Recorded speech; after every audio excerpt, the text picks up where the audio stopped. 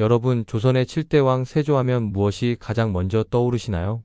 아마도 조카 단종을 몰아내고 왕위를 찬탈한 피의 숙부 이미지가 강할 것입니다. 하지만 역사의 동전에는 언제나 뒷면이 존재합니다. 세조는 칼로 권력을 잡았지만 그 권력을 공고히 하고 나라를 다스리기 위해 그 누구보다 치열하게 붓을 들었던 군주이기도 했습니다. 그는 단순히 권력을 누리는데 그치지 않았습니다.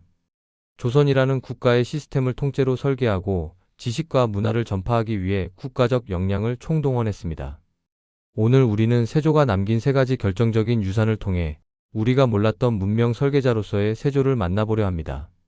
조선의 헌법이 된 경국대전, 지식의 혁명을 일으킨 금속활자, 그리고 숭유옥불의 시대에 피어난 불교 문화의 정수까지 지금부터 조선의 근간을 세운 세조의 문화 프로젝트를 파헤쳐 봅니다.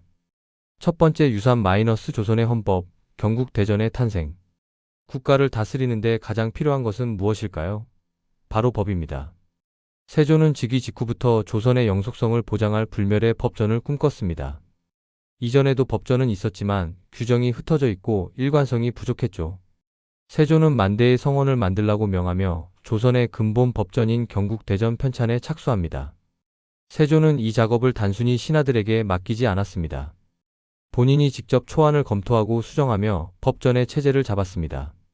이는 단순한 법전 편찬을 넘어 왕권을 중심으로 한 중앙집권적 관료, 국가를 완성하려는 세조의 강력한 의지였습니다.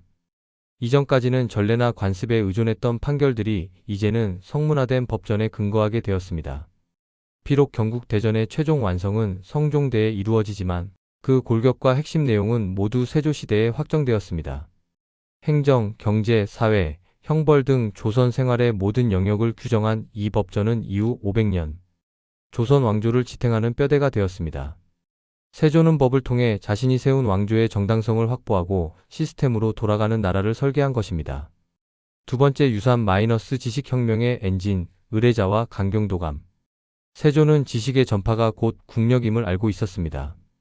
그는 세종대왕의 뒤를 이어 인쇄술 발전에 집착했습니다. 그 결과물이 바로 1455년 탄생한 의례자입니다. 의례자는 이전의 활자보다 글자 모양이 훨씬 정교하고 아름다우며 인쇄 효율이 비약적으로 향상된 금속 활자입니다.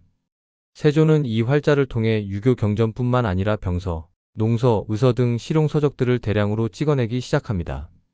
지식의 독점을 깨고 전국의 관아와 선비들에게 정보를 보급한 것이죠. 이는 서양의 구텐베르크 혁명에 비견될 만한 조선판 지식혁명이었습니다.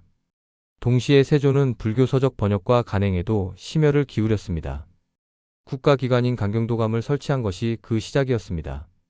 숭유옥불의 나라에서 왕이 직접 불교 서적을 간행하는 것은 파격적인 일이었습니다.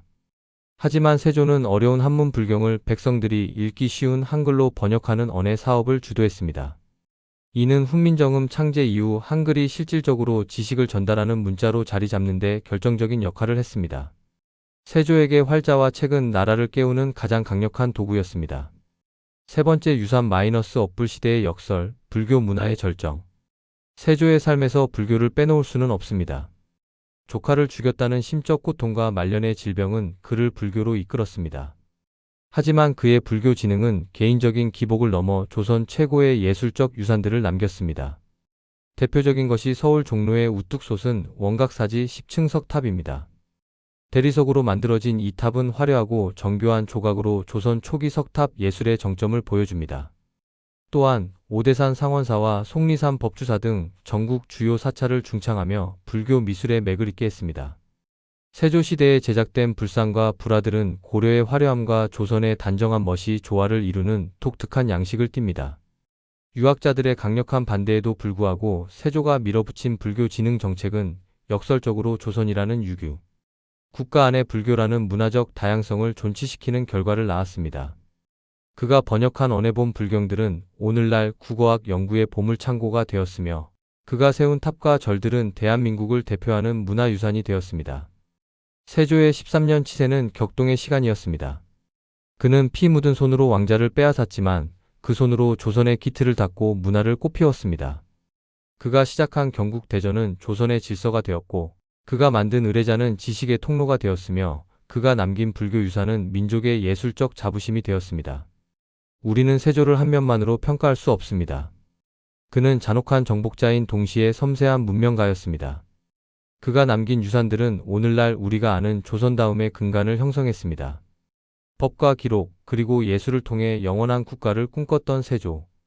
피로 쓴 역사 위에 꽃피운 그의 문화적 성취는 통치자에게 필요한 덕목이 무엇인지, 그리고 그가 남긴 유산이 한 민족의 정체성에 어떤 영향을 미치는지 다시 한번 생각하게 합니다.